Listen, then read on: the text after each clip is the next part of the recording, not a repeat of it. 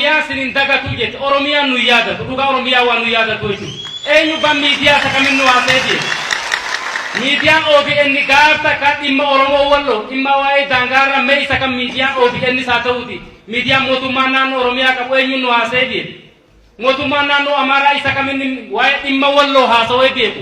Naannoo Amaaraatis viidiyoo televizyiina nu dabarsu waan qabna. Gaazexeessonni namuma beekan qofa malee dhimma walloo isinitti haasofnaa jennee karaa keessaatiin gaafatti erginu gaazexeessaa ilaalee dhiisu ni qabdan isinis warri OBN jechuun ni jira isaan keessa warri ilaalee dhiisus. Kanaafuu xiyyeeffannaa guddaa itti kennuu qabna hundinuu wal qeequu qabna jechuudha. Keenya jennees hin qeeqaa jirra jechuudha. Nuti gaaffii tokko jira waa'ee dhimma fottoqnee Oromiyaa jala garuu warri afaan Oromoo haasa'u kinoo asuma jira baatee fi naannoo godina kanaas ni dhufeera. Saba keenya warri afaan isaanii hin beekne meeqa jira warra baabboonni jiran Eeluun warri Qaalluu warri Himanoo hamma Eejjuu hamma Raayyaan ni jiran jechuudha. Warri Eejjuu warra nu caalaa Afariin miidhamaa jiran isaanii jechuudha.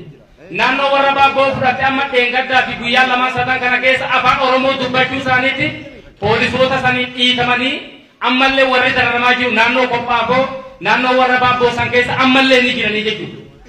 Sirni ammallee hin jigne dhuguma jijjiiramii dhufne jijjiiramii akka jeequmsi yeroo takka keessa ka'u haaromsi yookaan immoo jijjiirama haaroonii yeroo gabaabduu keessa dhufu akka hin dandeenye ni beekna.